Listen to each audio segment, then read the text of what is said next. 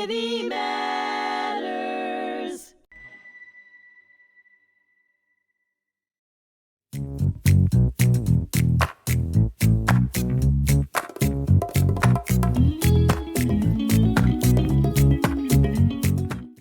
Welcome to Influential Origins. My name is Alan Mindel, and we're going to continue our conversation with Mitchie Takeuchi about Setsuko. Yes. And meeting Setsuko. So there you are in America in 2010. Mm-hmm. You had accomplished things in business. You had your psychology work, and you were asked to translate for someone. So tell me about meeting Setsuko. How I met her? Yes. Yes. It was pure accident, I thought. Then now it's almost like a destiny. But Yeah. I was called in. Well, so this organization called Youth Arts New York, which is the NPO, educational program in New York. And they have this program called Hibakusha Stories, which is to invite Hibakusha, the Survivors of Hiroshima, Nagasaki, to invite Hibakusha to New York City so that they can visit high schools in New York so that they can share their experience directly to this youth.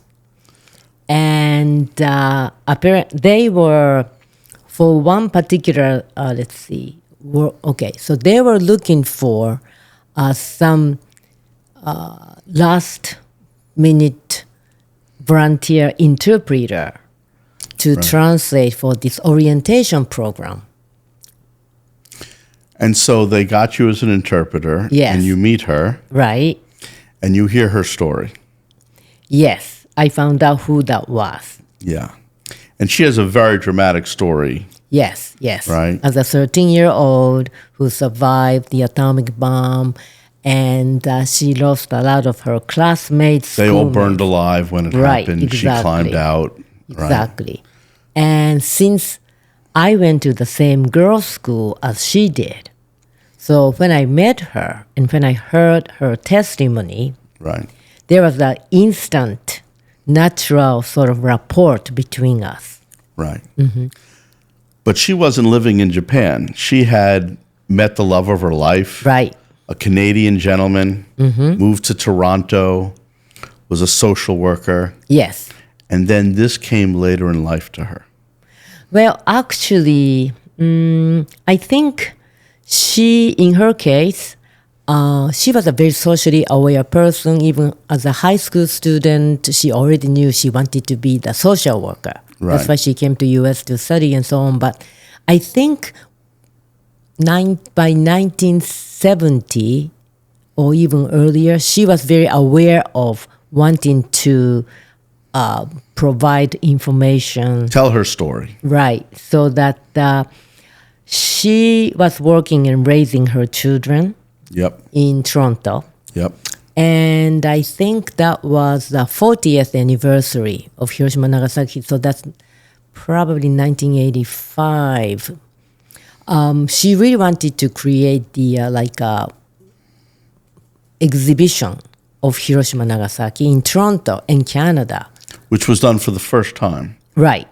And she showed the images of people's drawings. Yes. And also actual photograph as well. Right. Of what had happened. Exactly. And Which no one had understood. Exactly. The power of nuclear war at that point. Yes. So she had this strong vision to share and show what really happened. Right. So that the people really understand from the heart. Right. And also that she's a very woman of force. For sure. And also she was a very articulate, strong communicator. Yes. So she was able to really tell the compelling story for whoever she met. Right. And that she made would her tell a the great story campaigner. of what happened and her personal story at the same time. Yes, and also that a certain political consequence.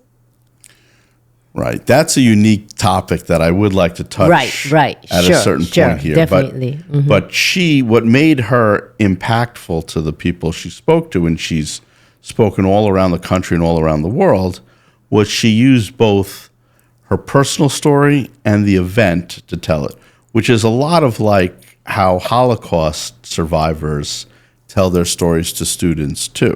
You know, that's where the similarity is. And we have our survivors of the first generation, those that were there, and our survivors of the second generation.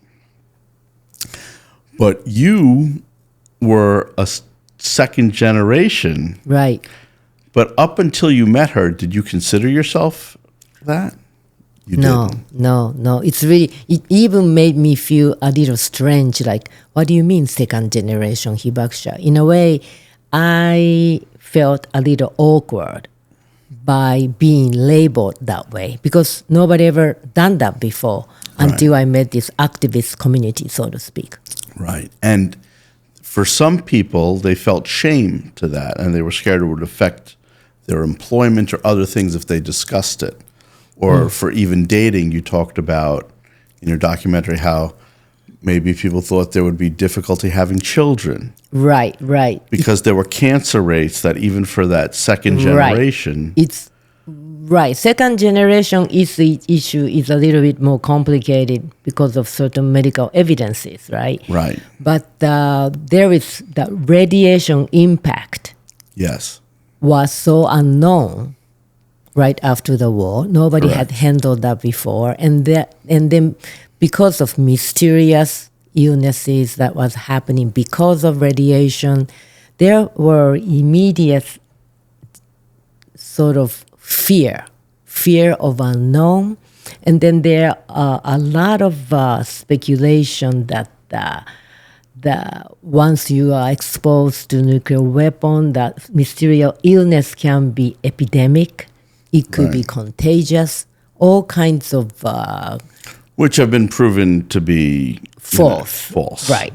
But at the beginning, let's say for the first 10 years or so, nobody knew. Therefore, people survived. People who survived really stopped not talking about it. Right. And therefore, there is a certain sense of silence so that they won't be discriminated for job interviews, discriminated for, marriage, relationship, and so But so on. But Setsuko, she changed that to a certain extent.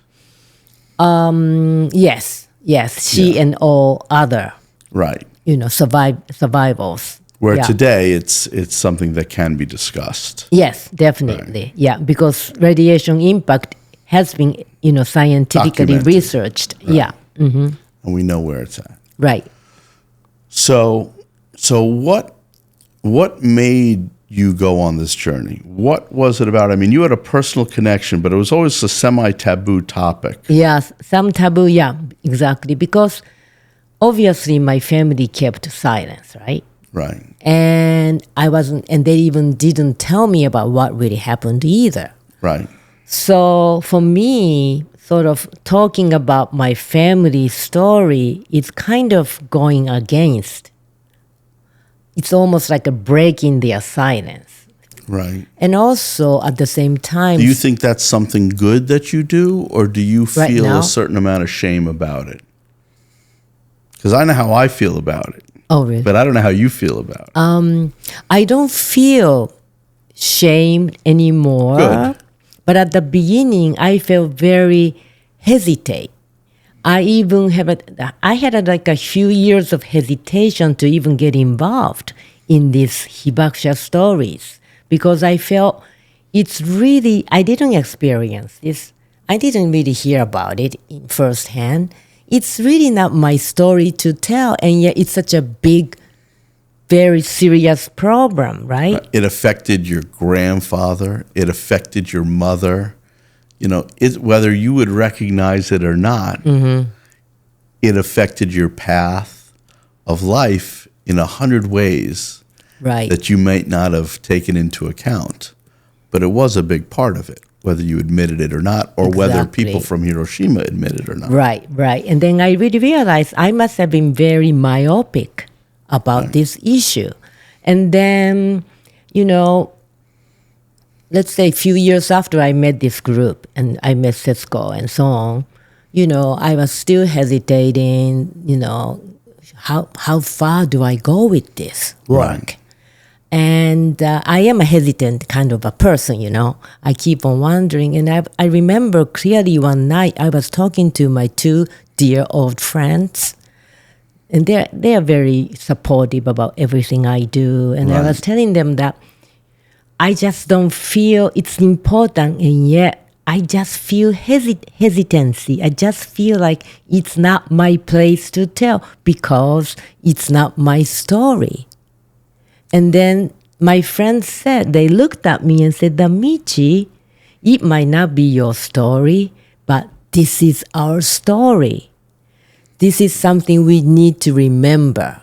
And it had to be told. Right. And when my friend said, it's our story, something just clicked. I said, and you understood. Yeah. Oh, I'm not talking about this for myself, because for something bigger. And that really really kind of gave me my final push and confidence. Right. And so then you told the seminal story of it. You told Setsuko's story, which is this beautiful story of overcoming. Yeah. So much, right? Yes. So from this burned out school where, she crawled out of the flames while her classmates are burning alive, essentially, right? And while her family, people are dying from water and are dying of radiation poisoning, and there's mass graves, and she sees this whole, conversion of Hiroshima, and then lives through the rebuilding of it all. And then, all the way through to her story in Canada, and then, all the way through her getting a Nobel Peace Prize for her work in non-proliferation, that story is all told by you. The world knows that story because of you. Well, a lot of people have talked about her, of course. Right, right. And she's been a major influence in your life, would you say? Yes, yes. Well, I've been very lucky because we went to the same girls' school, and then we felt very comfortable with each other, and we both are expats, right? Correct. And it turns out that whenever she comes to New York City to attend, meetings and so forth, and she has some issue with her knees. Yeah. So she started to stay with me. Yeah. Whenever she came to New York. So that really gave us the opportunity to share like a daily lives and so on. And she really is the one who really encouraged me to dig into my grandfather's experience and story. And she kept on saying that Mitchie, he really went through so much because Hiroshima civilians, that the victims are all streaming into the Red Cross hospital. The Red Cross flag was the hope for life. Yeah.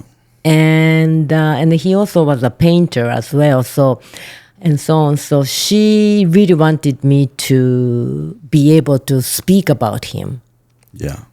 So I did. I mean, the Red Cross, at a Holocaust center is a tough topic because they never recognized during the Holocaust, what was happening to Jews at that time.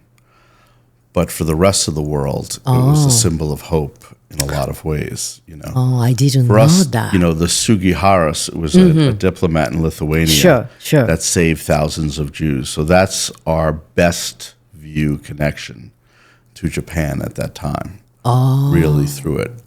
But the most beautiful part of what I think telling the story has done for you is you got to meet other people who were Hibakusha. Yes.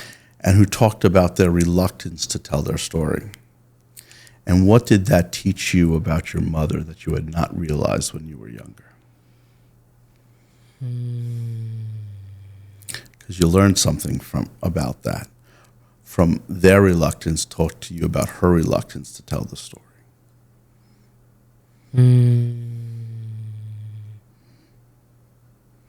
That's very interesting question. Well, you understood her better, right? You know, and you realize how strong she really was. Right. Yes. Yes. Right. Yes. And yet she was very vulnerable. Yes. So by her not speaking, yes, why didn't she say anything?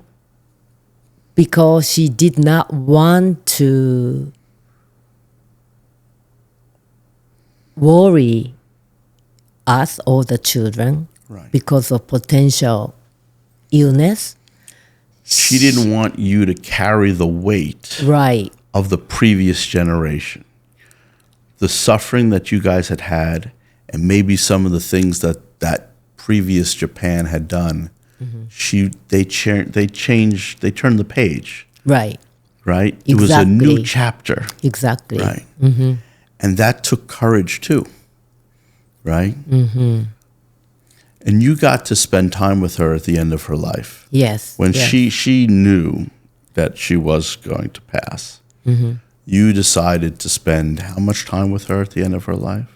4 months. 4 months. Right.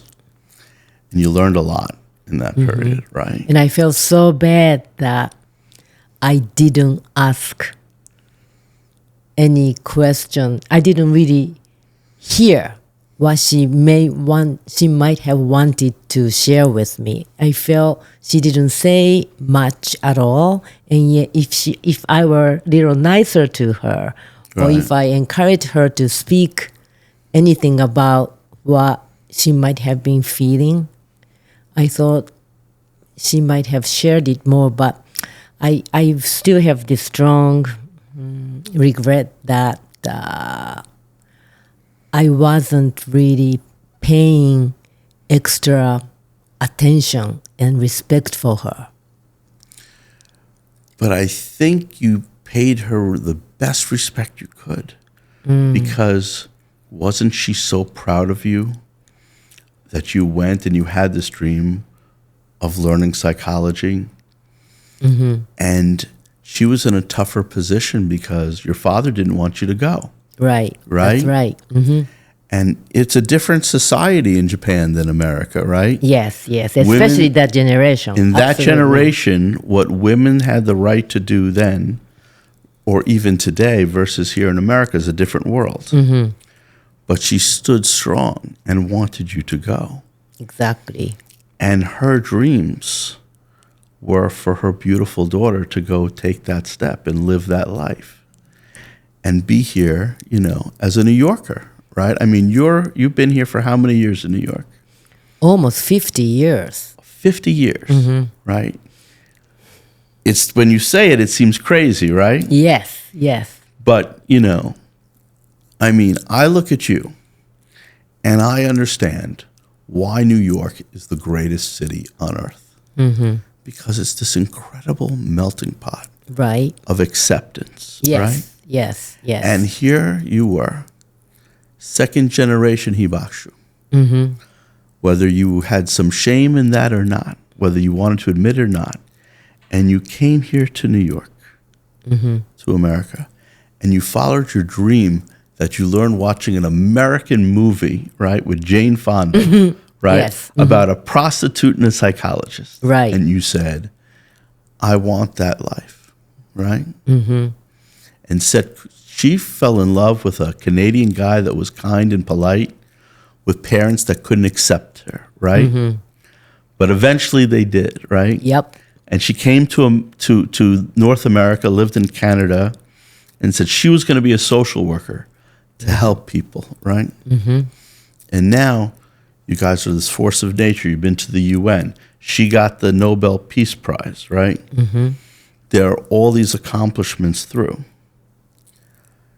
To me, if I was your mother, I wouldn't need to say anything to you.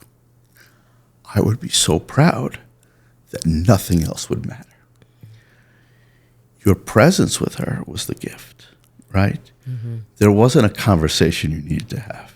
You know, sometimes who you are and where you are is everything.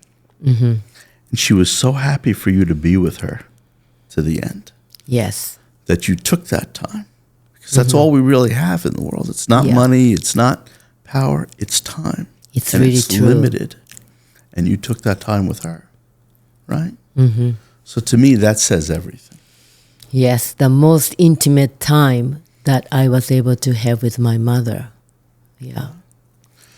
So tell me about your life today and some of the things you're doing and the family that you have here in America, because that's something that I don't know and I don't know if anyone else knows.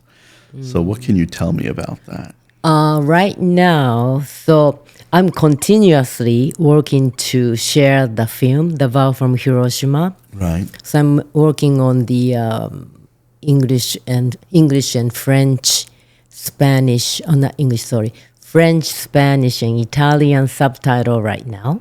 Great. And also, I really want to reach out to teenagers about this story. Yeah. So I thought about what would be a good medium. Documentary isn't exactly what this current youth gravitating towards. So I thought, what about graphic novel? Right. So I'm making the graphic novel as an adaptation from the film. So I never made the graphic novel before. So it has been rather challenging, but I know I will get it done. So I'm having hope. Yeah. Yeah. And your hope, you know, what do you believe the lesson should be from this experience that you have had? What would you say is the lesson if you were passing it on to another generation? What should they learn from it? Well, I feel that we only know what we know. Right. And it's very important to keep our eyes and ears and mind as open as possible. Yeah, absolutely. To keep the appetite to know more about what we don't know. So I really want Setsuko's story, my grandfather's story, and my mother's story to inform the youth.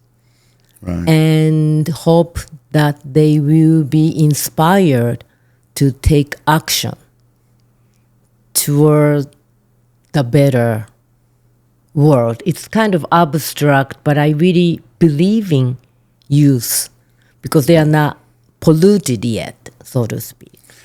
I think, unfortunately, we pollute them all the time, you know. And I think, you know, the key to the world becoming better is more mutual understanding, right?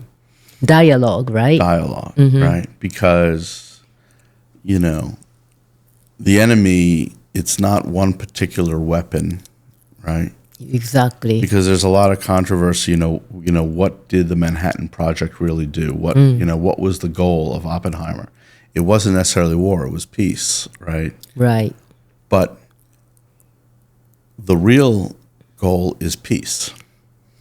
You know, the nation of Japan wants the world to have peace. Right. No war. Right. And I can tell you as a, you know, a proud Jewish American, a survivor, you know, a 2G from the Holocaust, right? We want the world to live in peace as well, everywhere.